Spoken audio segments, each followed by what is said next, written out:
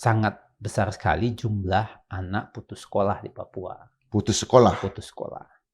Sekitar hampir 200 atau 300 ribu anak tuh putus sekolah. Nah, saya pikir tadi waktu Pak Prabowo dilantik, ya, dia melakukan sesuatu yang baru untuk itu, sehingga ada tampak cara baru dalam menangani Papua.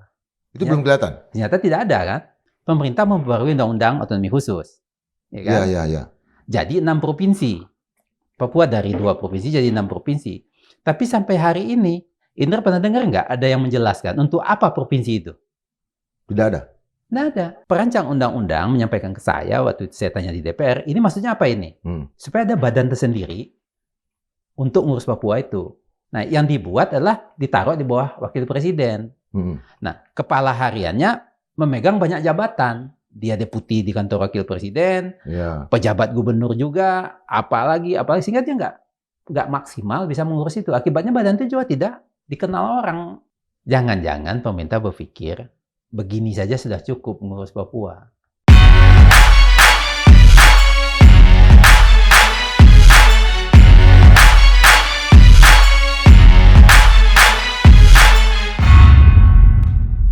Sobat Madito, dalam perdebatan tentang batas-batas wilayah Indonesia di dalam Badan Usaha Persiapan Kemerdekaan Indonesia dan PPKI, ada yang memasukkan Papua sebagai bagian dari Indonesia. Dan terjadi perdebatan di sana. Tan Malaka ada pada posisi memasukkan lebih dari sekadar Papua, tapi juga Filipina, Thailand, dan segala macam sebagai uni Indonesia. Karena berdasarkan pemikiran-pemikirannya, ya. Nah, pada kenyataan sampai hari ini, Papua menjadi salah satu isu yang terus hangat. Menjadi pemikiran bagi pemerintah, diberikan status otonomi khusus dan segala macam. Lalu, tiba-tiba, ketika Presiden Prabowo Subianto yang begitu membanggakan program makanan bergizi gratis, agenda itu sampai di Papua, para pelajar melakukan penolakan. Mereka berbaris, mereka berdemonstrasi, mereka berorasi dan menyampaikan pendapat bahwa mereka tidak butuh makanan bergizi gratis. Dan itu memunculkan semacam kepanikan di tubuh pemerintah pusat. Untuk membahas ini, kita kedatangan seorang tamu, mentor saya, mentor dari banyak sekali para aktivis, mentornya Usman Hamid. Halo Biji, apa kabar? Seorang yang memang ya kita anggap gerilyawan aneh gitu, karena banyak sekali beredar di Papua. Lebih OPM dari orang OPM. Dan dulu adalah peneliti di Elsam, kemudian sempat menjadi wakil ketua Komnas HAM. Bapak, abang, kakak Pace Amiruddin Ar-Rahab. Tapi jangan salah, beliaunya orang Pariaman asli. OAP. Orang Pariaman asli. Orang Pariaman asli. Apa yang bisa dijelaskan dari penolakan para pelajar di Papua terhadap makanan bergizi gratis? Pace Amir. Iya, paling tidak, terima kasih Indra telah ngajak ke sini, ya. Paling tidak dari fenomena itu ada 2 hal yang bisa dijadikan pelajaran bagi pemerintah Jakarta. Pertama itu adalah terjadi disconnecting antara yang dipikirkan oleh Jakarta dengan yang terpikirkan oleh saudara kita di Papua. Gitu. Orang Jakarta kan berpikir memberi makan siang itu sesuatu yang luar biasa. Gitu. Bagi saudara kita di Papua itu tidak ada luar biasanya, biasa aja. Gitu. Kenapa? Bagi mereka isu atau problem yang mereka hadapi bukan soal makan. Jadi soal meningkatkan bagaimana kemampuan untuk masa depan, yaitu apa ya, pendidikan. Karena itu yang jadi soal. Karena kalau sampai hari ini dari data yang ada itu sangat besar sekali jumlah anak putus sekolah di Papua. Putus sekolah. Putus sekolah. Sekitar hampir 200 atau 300 ribu anak tuh putus sekolah. Seluruh Papua ya. 200 apa 300 ribu? Putus sekolah. Nah itu data yang dimiliki oleh salah satu pengajar senior di Universitas Papua, Manokwari, sudah menyampaikan data itu sejak 6 bulan yang lalu. Tingkat putus sekolah di Papua itu sangat tinggi. Jadi kalau hari ini muncul gerakan seperti itu, penolakan makan bergizi gratis, bagi saya itu sesuatu yang wajar saja. Karena ada data yang memang sebelumnya sudah tampak bahwa sekolah itu penting. Yang mereka harap itu sekolahnya. Kalau makan kan mereka bisa urus sendiri. Tapi begini, yang kita lihat gerakan itu sangat keren lah. Artinya para pelajar, mereka berorasi, tertib, dan melakukan teatrika dan tidak ada kerusuhan apa-apa. Apa benar itu yang terjadi? Iya, makanya yang kedua dari tadi ada disconnecting dalam masalah. Yang kedua muncul ini kan selama ini gerakan massa di Papua itu isunya kan Papua Merdeka. Oke. Problem politik yang keras dihadapi oleh tentara, polisi segala macam gitu kan, bahkan ditangkap macam-macam terjadi.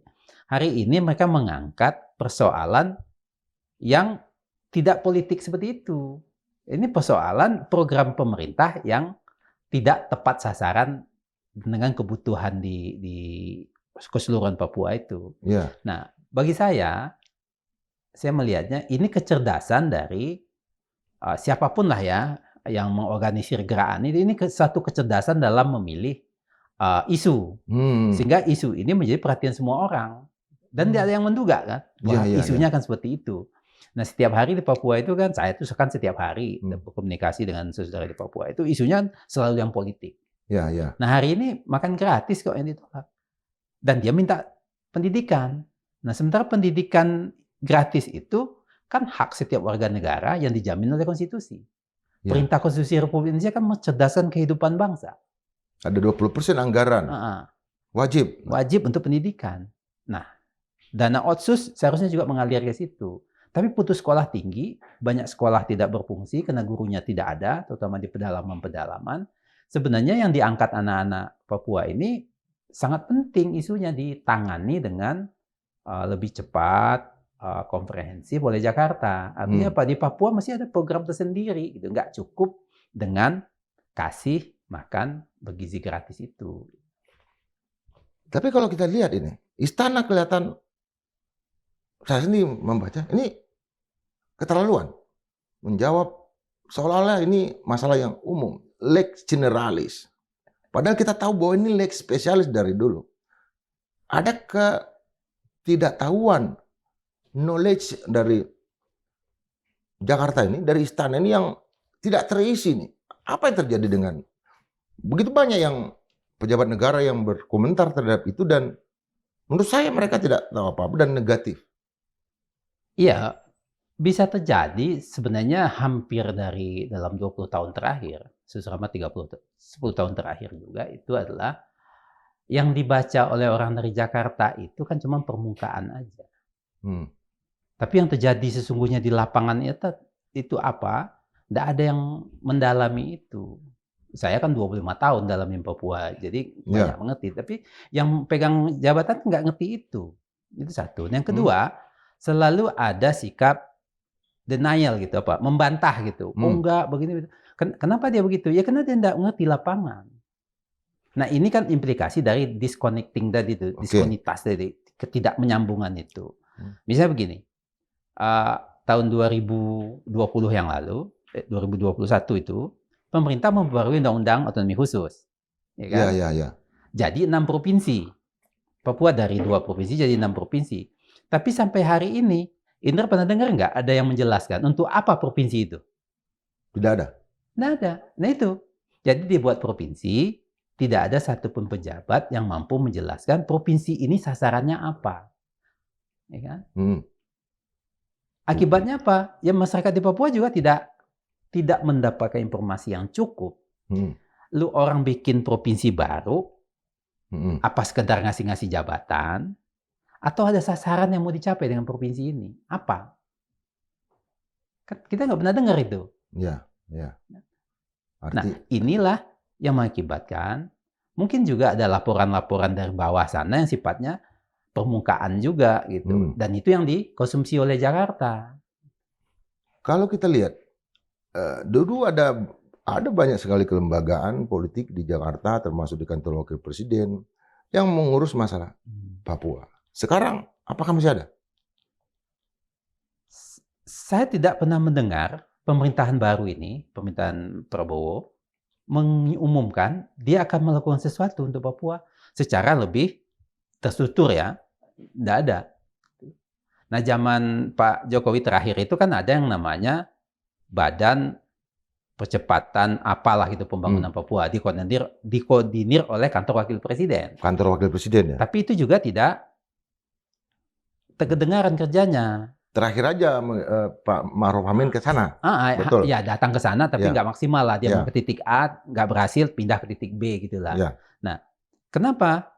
Ya karena menurut salah satu anggota DPR senior yang waktu itu bertanggung jawab terhadap perubahan undang-undang itu, undang-undang Otsus Papua yang baru itu kan memerintahkan adanya badan sinkronisasi dan koordinasi pembangunan Papua. Wajib. Ini perintah undang-undang. Undang-undang nomor 2 tahun 2021 tentang pembaharuan otonomi khusus Papua. Itu perintah undang-undang. Nah, perancang undang-undang menyampaikan ke saya waktu saya tanya di DPR, ini maksudnya apa ini? Supaya ada badan tersendiri untuk ngurus Papua itu. Karena sudah ada 6 provinsi, bagaimana mengkoordinasikan dan mensinkronkan program di 6 provinsi ini? Badan itu harus mandiri.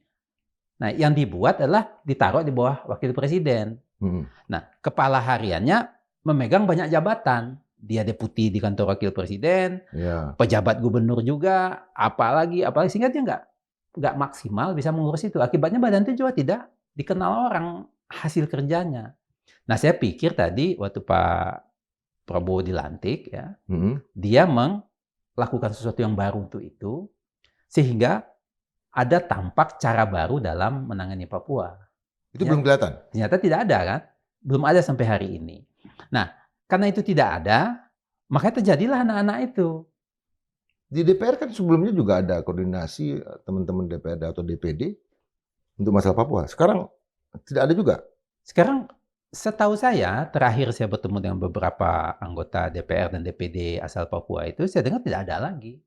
Bahkan mungkin 3 bulan yang lalu atau 2 bulan yang lalu, saya lupa lah. Bertemu di Jakarta sini, dengan ada anggota DPR, anggota DPD, ada dari MRP dari Papua. Saya dengar lah saya bicara juga di situ. Saya dengar mereka meminta sesuatu yang lebih terkoordinir lah mengenai Papua. Nah, saya tanya, apa kalian di DPR, DPD beserta dengan gubernur segala macam tidak punya wadah untuk membicarakan itu supaya nggak bicara sendiri gitu? Ternyata tidak ada. Padahal jumlah anggota DPD dari Papua keseluruhan kan bertambah banyak. Sangat banyak. Karena sekarang menjadi 6 provinsi, satu provinsi kan 4 orang, 4 kali 6, 24. 24. Luar biasa. Kalau tidak terkoordinir, nggak sinkron tindakannya, nggak terorganisir, ya DPD, Jakartanya juga bingung. DPR juga nambah kan berarti? DPR RI juga nambah. 3 kali 6, 18 orang. Yang tadinya cuma 6 orang kan? 9 orang. 2 kali lipat? 2 kali lipat. Gubernur, bupati, gubernur ya? Gubernur bertambah. Dari 2 menjadi 6. Jadi bertambah banyak. Itu satu organisasi yang sangat besar. Sangat besar. Untuk mengurus Papua. Maka pertanyaannya hari ini, kalau saya, supaya tidak terjadi seperti kemarin itu, anak-anak itu melakukan aksi seperti itu, ini kan mesti didalami dulu. Papua ini, jangan disamakan program untuk di Papua, serta-merta sama dengan kayak program untuk Depok gitu loh. Ini kan se-Indonesia seakan-akan sama. Padahal kebutuhan daerah itu kan berbeda.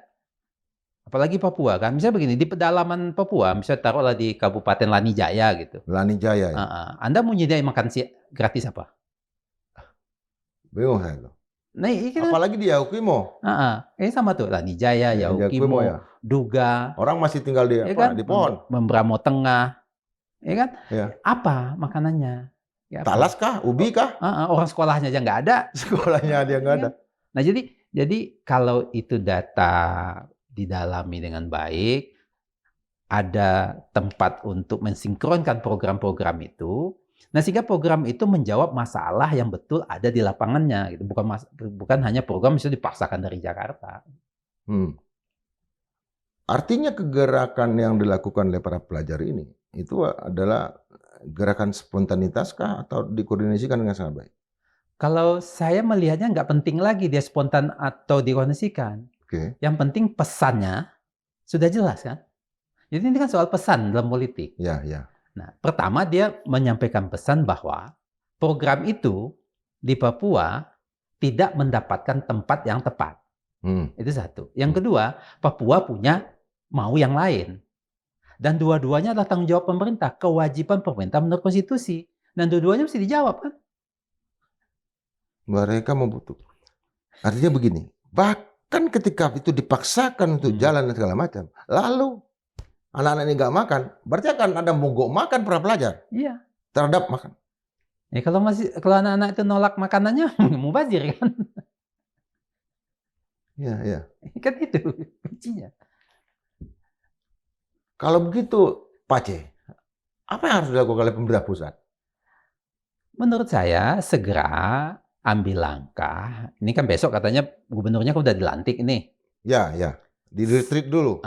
Semua gubernur baru nih. Ya. Jadi ada treatment khusus mengumpulkan semua gubernur dan bupati di Papua, 42 bupati wali kota Papua, 6 gubernur, ya dan anggota Majelis Rakyat Papua. Anggota MRP, DPR RI, DPD. Harus kumpul itu. Presiden temu mereka, tanya baik-baik, apa program mesti dilakukan. Sehingga ada yang namanya kekhususan untuk wilayah itu kan. Iya, iya, iya. Dalam masalah efisiensi, apakah Papua juga terkena? Dengan sendirinya. Pasti dananya berkurang. Karena kan yang dipotong itu kan semua pos. Ya, ada 50 triliun. Semua pos. Pos-pos daerah. Yang katanya. Artinya kan, yang terjadi di Papua, implikasinya pada Papua kan kesenjangan fiskal namanya. Dulu anggarannya besar, dikelola oleh 2 provinsi. Sekarang anggaran itu berkurang tapi untuk 6 provinsi. Nah, kesenjangan fiskalnya ini yang jadi soal ke depan kan? Artinya begini, itu akan berdampak pada harga bensin di Papua. Akan berbeda lagi. Dulu kan adanya satu harga. Pak Jokowi, Presiden Jokowi waktu itu mencoba, nanti kesenjangan fiskal itu akan memunculkan kesenjangan harga lagi. Dengan sendirinya. Karena ongkos transportasi kan naik. Yang membuat harga BBM, bahan bakar mahal, apa namanya lagi? Sembako mahal. Itu bukan sembakonya itu sendiri yang mahal. Ongkosnya yang mahal. Misalnya begini, di Jayapura, kita kalau beli bensin di Jayapura 1 liter, sama dengan beli di Jakarta sini. 12.000. Tapi kalau kita belinya di Wamena, ongkos 1 kilo itu kan 60.000. 1 kilo barang dibawa terbang itu kan 60.000 ongkosnya. Nah, ongkosnya itu harus dibayar. Siapa yang nanggung ongkos itu? Ya konsumen kan. Betul, betul. Beras juga sama. Kalau kita beli di Jayapura atau di Sentani, beras taruhlah 15.000 1 kilo. Beras paling bagus. Nah, beras itu dalam 1 karung kan 50 kilo. Dibawa terbang ke Lanijaya, ongkos terbangnya itu 1 kilo di atas 40 sampai 50.000 misalnya. Berapa harga beras jadinya? Jadi 60.000. Nah, waktu Pak Jokowi dulu menyampaikan harga satu harga untuk BBM, saya pribadi nggak pernah percaya. Kenapa? Saya tahu betul bahwa itu tidak akan pernah terjadi. Kecuali hanya untuk tentara mungkin. Untuk media aja. Untuk media. Nggak akan pernah terjadi. Kenapa? Problemnya adalah mungkin dia bisa subsidi ongkos dari Jayapura ke Wamena. Dari Wamena ke kampung mana? Itu nggak kan ongkos lagi. Iya, iya. Bisa dipikul ke distrik mana ya? Atau pakai pesawat lebih kecil lagi. Pakai bot lewat. Atau pakai bot kalau di selatan. Itu kan ongkos lagi. Nah, ongkos ini yang buat mahal. Makanya tantangan di Papua itulah infrastruktur perhubungannya, gitu. Infrastruktur perhubungan. Perhubungan. Gitu. Sementara sebelum masalah makanan bergizi gratis ini ditolak sama para pelajar di Papua, kita melihat ada program food estate dengan 2.000 traktor di Merauke dan segala macam. Dan ini kayak sepertinya ini yang politik, dianggap politik yang dan tidak ada penolakan sama sekali. Ada pengerahan tentara juga. Apa yang Pak Amir lihat dari sisi ini? Nah, kalau food estate itu kan memang awalnya itu orang kaget. Se-Papua tuh kaget.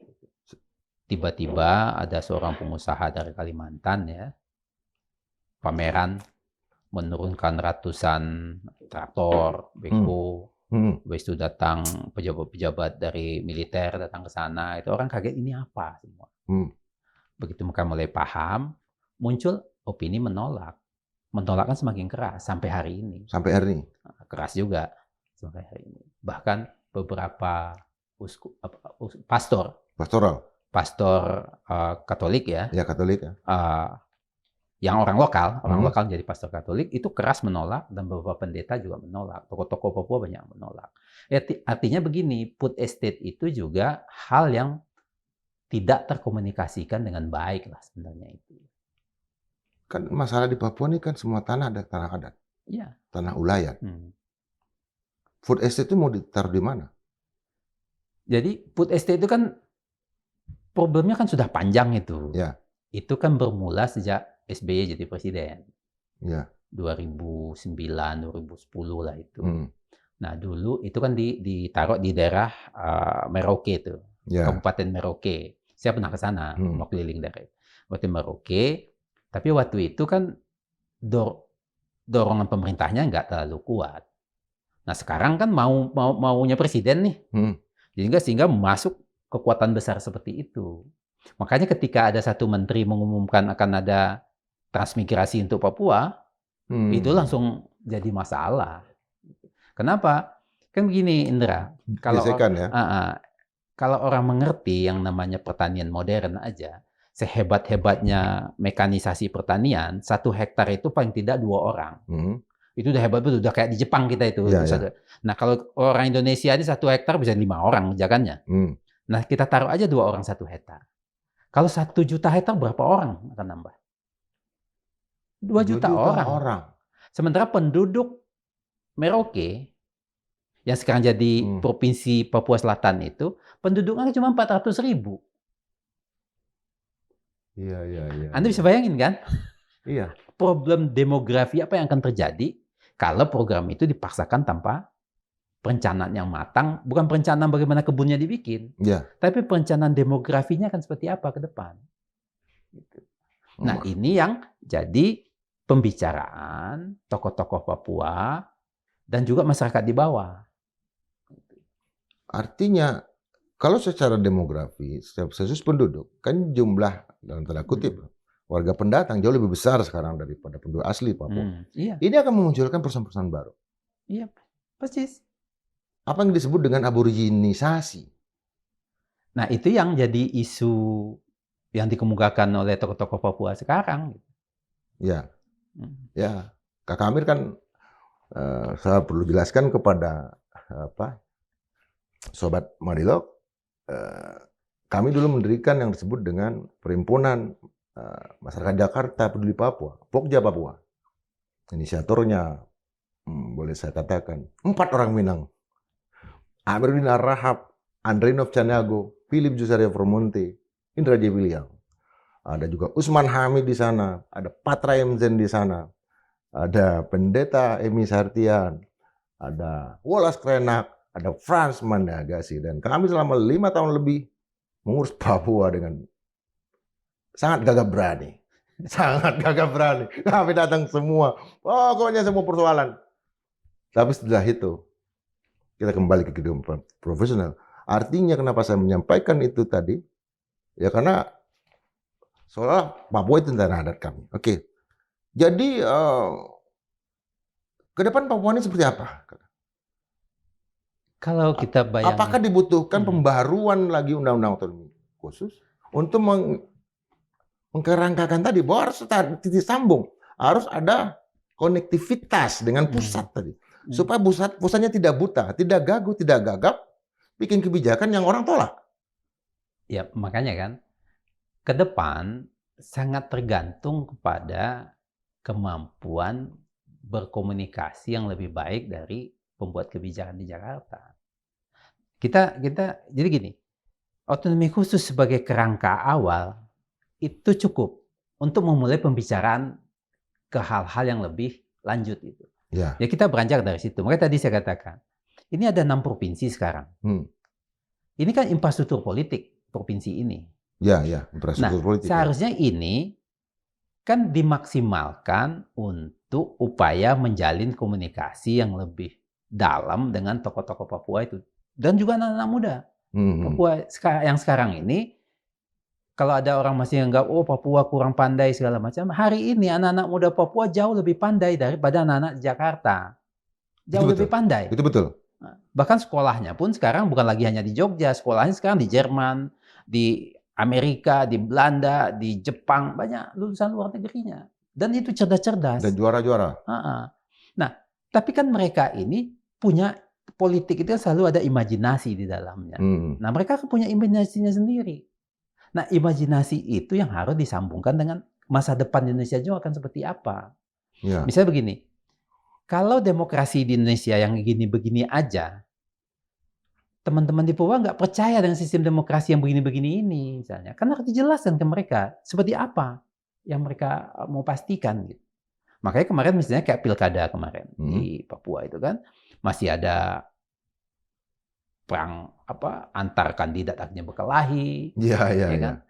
Korban jatuh, macam-macam peristiwanya. Karena masih sistem noken ya. Kenapa? Karena sistemnya tidak menjawab kebutuhan lapangannya itu. Nah ini kan mesti kita cari jalannya. Bentuknya apa hari ini ya belum ketahuan.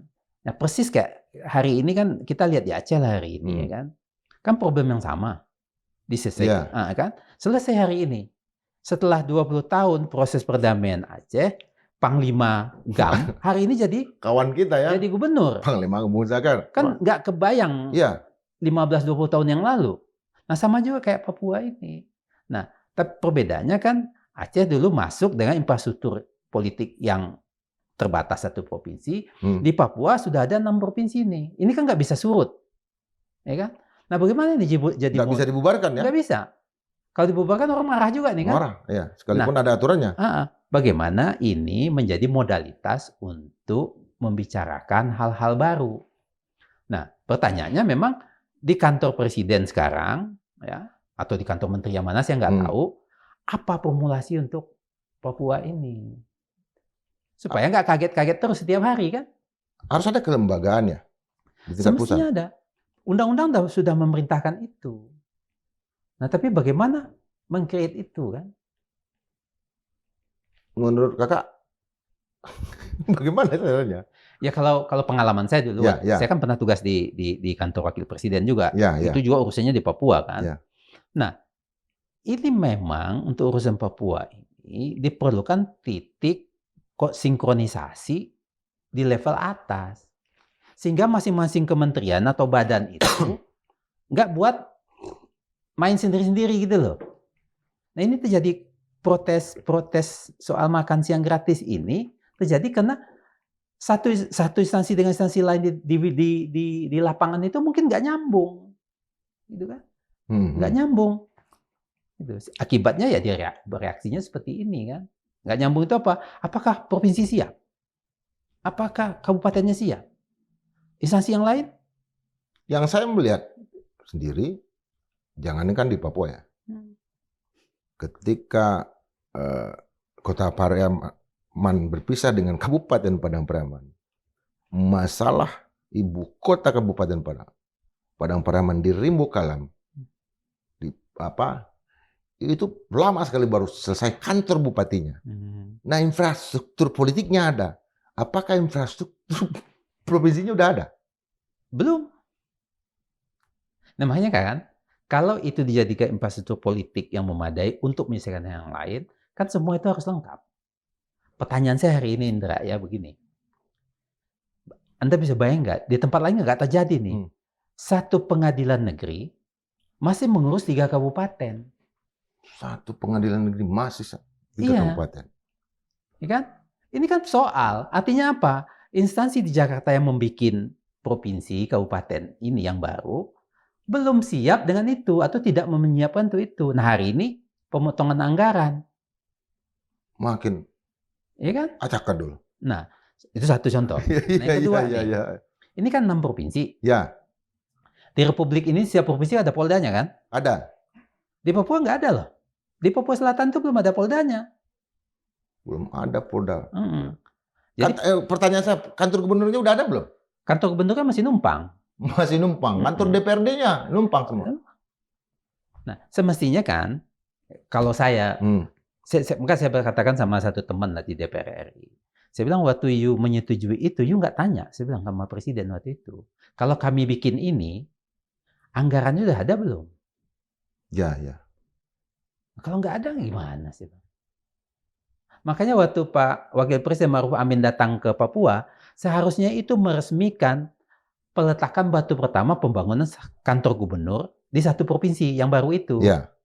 Karena bermasalah, itu ditolak sehingga dia pindah ke tempat yang lain. Anda bayangin nggak itu? Nggak bisa saya bayangkan. Ya itu yang terjadi. Negara modern dengan segala macam perencanaan, dengan teknologi, dengan terutama kecerdasan teman-teman di Papua. Ya mereka akan sangat sedih melihat ini semua. Makanya. Ya. Tokoh-tokoh di Papua tidak ada yang bisa mengingatkan itu. Kita tahu kan, kita kenal lah. Ketika Tes Eluai meninggal, saya ikut ke sana, masih Tanah Merah, Tom Bennell, pidato. Saya duduk sebagai satu-satunya orang katanya ras penjajah yang hadir di sana. Waktu sidang dewan ada Papua pertama. Betul-betul, ya masih muda ya. Artinya banyak tokoh waktu itu, Tal Hamid, segala macam. Sekarang ada nggak tokoh Papua yang bisa juga mengingatkan itu semacam suku gurunya? Nah, itu kan tokoh-tokoh yang Indra sebut tadi itu kan sebagian besar sudah di surga tuh. Ya. Nah, yang ada cuman ya 1-2 lah. Tapi kan suaranya juga sudah tidak sekuat dulu lagi. Nah, sekarang muncul tokoh-tokoh muda baru, lebih muda dari kita. Ya. Nah, ini yang mengendalikan lapangan. Artinya apa? Game ini udah baru pemainannya. Sementara cara Jakarta melihat Papua, masih kayak tahun 80-an. Karena pemain Jakartanya masih yang lama-lama juga jangan-jangan. Cara berpikir Jakarta tidak berubah. Kondisi lapangan sudah jauh berubah. Ya kan? Iya. Ini yang terjadi. Maka terjadi disconnecting tadi tuh. Nggak nyambung istilahnya. Jadi apa yang dipikir oleh birokrat-birokrat di Jakarta, politisi di Jakarta, nggak nyambung dengan apa yang terjadi di lapangan. Istilahnya di Papua sudah pentum 6, Jakarta masih pentum 4. Iya. Ya crash lah. Terjadi konslet. Makanya setiap hari terjadi crash itu. Contoh satu lagi nih misalnya. Ini di kampung kita pun, yang sudah agak maju lebih, kita masih marah kan? Ya. Soal siapa yang diterima jadi ASN di kantor gubernur yang baru itu. Menurut undang-undang kan orang Papua asli. Seharusnya orang Papua kan? Ya. Anda tahu nggak? Tempoh hari 3 bulan. Itu demonstrasi di hampir semua kantor itu hanya untuk menuntut bahwa harus orang asli Papua sekitar 80% menjadi ASN-nya. Dan itu kacau balau. Kacau balau. Bahkan sampai 2 minggu yang lalu masih protes. Iya. Nah, ini kan buat saya. Nanti orang ngomong, ya kalau ngomong kan gampang. Ya bukan ngomong gampang. Kamu sebelum bikin planningnya apa? Kan ada macam-macam senarionya. Ya. Nah, apakah Kemdagri menyiapkan senario untuk ASN itu di Papua itu? Ke Kemenpan RB. Kalau BKN ada, semua ada. Cuma mungkin eksekusinya kali. Nah, itu dia. Artinya apa? Kalau sistem penerimaannya sama persis seperti menerima ASN di Jakarta, ya anak-anak Papuanya kan lewat. Setahu saya tidak. Memang. Gitu kan? Karena pernah di sana ya, di Panselnas ya. Ada passing grade-nya diturunin dan segala macam. Udah ada. Yang terakhir itu kan sistem CAT-nya itu kan sama. Iya, tapi gitu. passing grade-nya diturunin. Nah, Oh ini ya kalau kompetisi sama anak-anak Makassar, anak-anak Toraja, pasti kalah lah mereka. itu dia. Karena anak Toraja ngejarnya ke Papua. Itu yang diprotes gitu loh. Nah, tapi kalau orang nggak memahami itu, isu ASN pun menjadi persoalan politik ujungnya. Gitu. Kan ini yang terjadi di Papua kan? Ada era dan sepurba itu ya. Ini bukan saya pura-pura tidak tahu, tapi memang saya nggak ngikutin lagi personal di Papua. Pace, tapi kan kita berharap ada orang-orang seperti Pace untuk muncul lagi. Pokja Papua apa harus dibangunkan lagi deh kuburannya. Usman Hamid jadi ketua daripada di Amnesty International.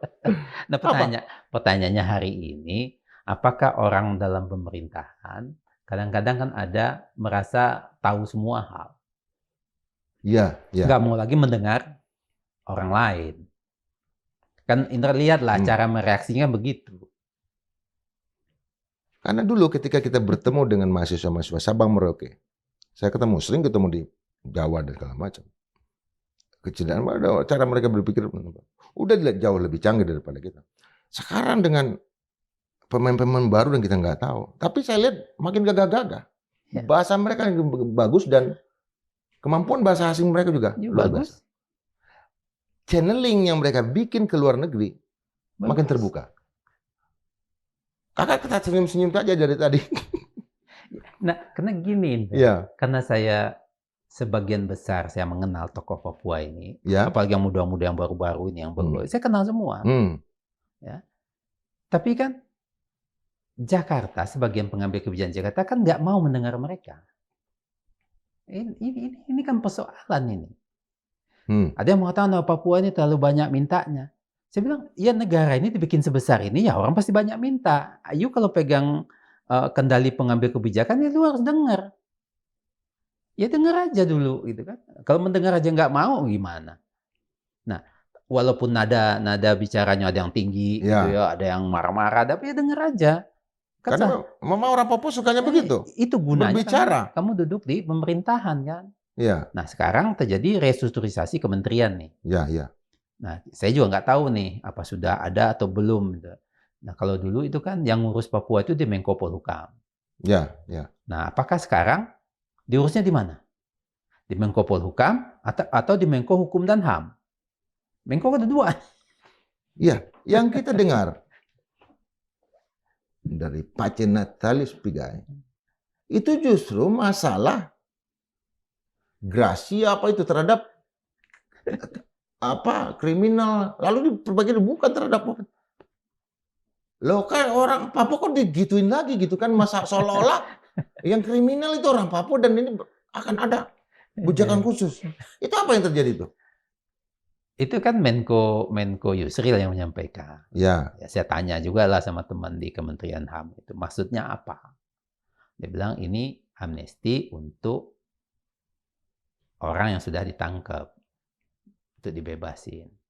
Saya bilang dalam konteks apa? Ya karena aktivitas politik. Saya bilang ya itu kan nggak banyak. Kenapa disebut? Ya. Hampir nggak ada ya? Siapa? Ya nggak banyak lah, ada ya? Banyak. Saya bilang kebijakan yang sama pernah dibuat oleh Jokowi tahun 2015. Membebaskan orang kena politik, ditangkap 5 orang waktu itu dibebaskan. Ya. Tapi kan nggak mengubah situasi apapun. Masa ngulang lagi begitu? Cobalah pikirkan atau formulasikan yang lebih berguna gitu loh. Nah, habis itu nggak ada respon, saya bilang ya sudah. Lalu diperbaiki lagi bahwa kecuali kriminal. Itu tetap.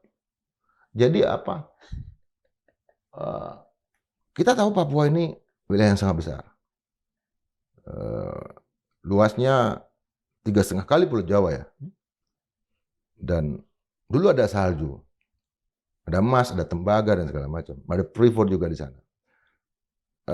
Apakah keberadaan, kalau istilahnya, dan Freeport sekarang udah milik bangsa Indonesia. On the paper. On the paper ya. Susah sama mentor.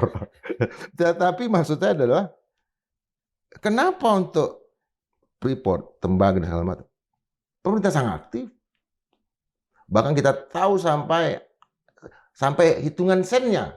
Tapi untuk masa-masa seperti ini pemerintah tidak aktif. Ya itu dia, yang jadi pertanyaan orang kan juga itu. Pertanyaan kan begini, jangan-jangan pemerintah berpikir, begini saja sudah cukup mengurus Papua. Sementara teman-teman saudara di Papua menganggap, kok ngurus Papua caranya begini? Kan pertanyaan seperti itu. Misalnya begini, buat kita yang pernah keluyuran di Papua lah ya. Ya. Kita anggap keluyuran itu kan.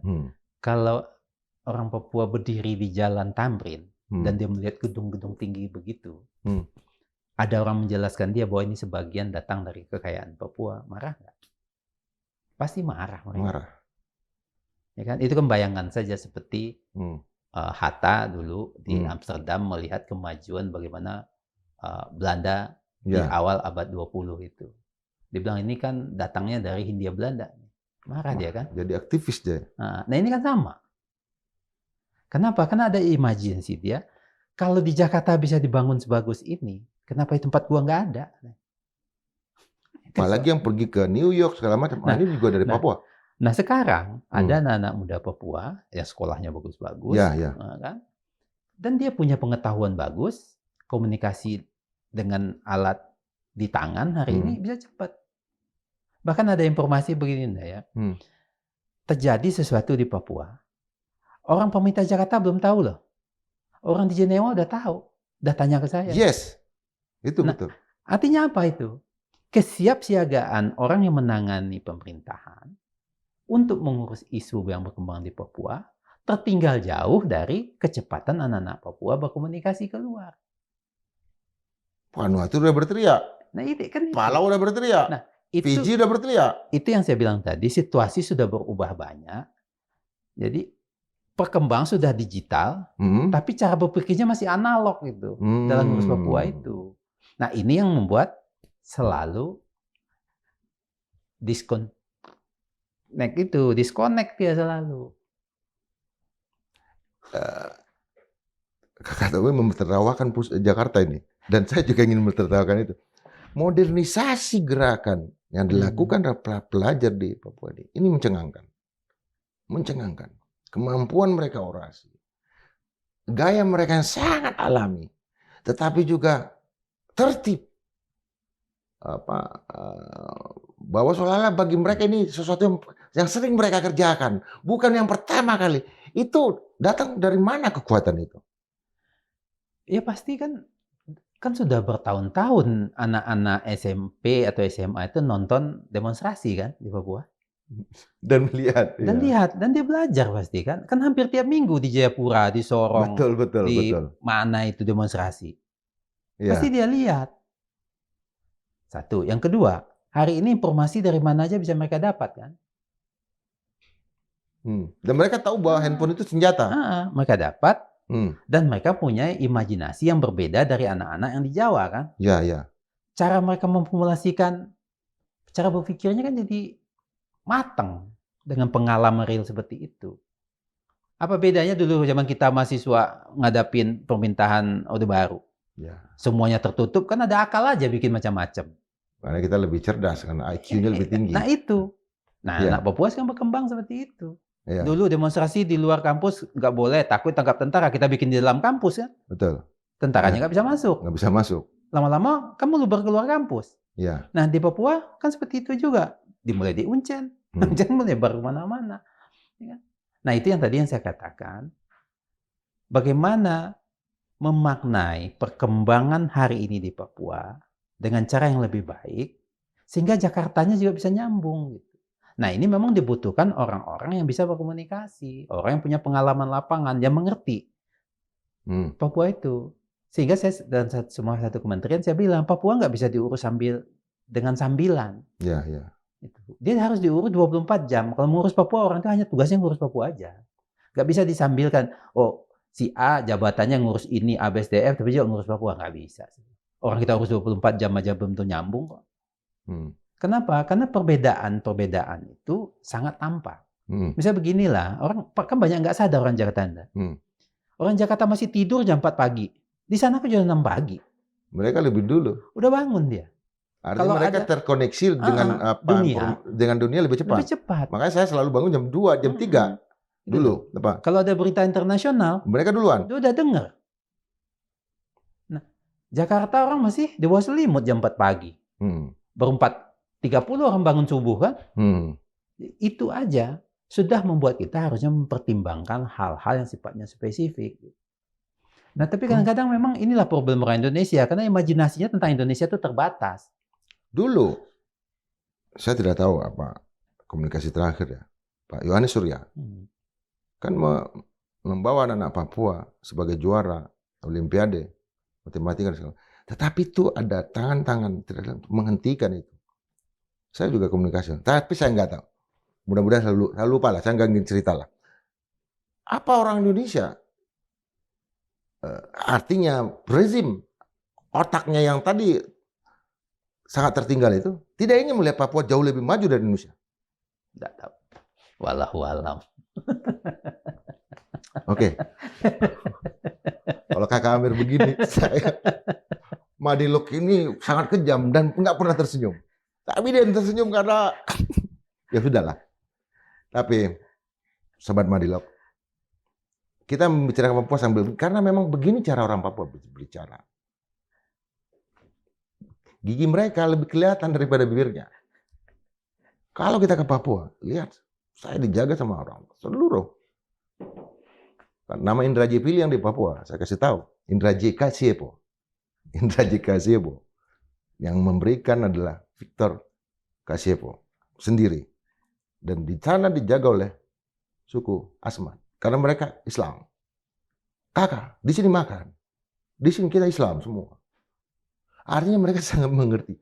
Dan bahasa Indonesia, orang Papua, ketika bahasa ini Belanda jauh lebih unggul daripada bahasa Melayu, pasar yang ada di Jakarta yang digunakan oleh Sumpah Pemuda.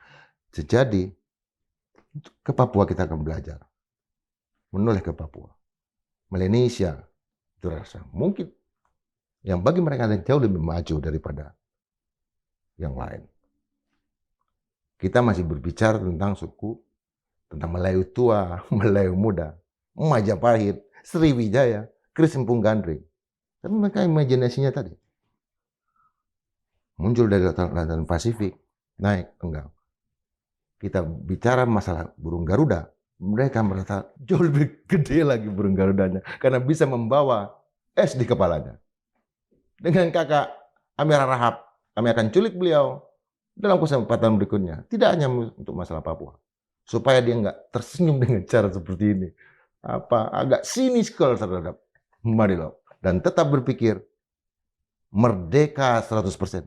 Untuk Indonesia Raya ya. Untuk Papua, tunggu dulu. Dari Pak Amir. Terima kasih. Terima kasih, Indra. Terima kasih.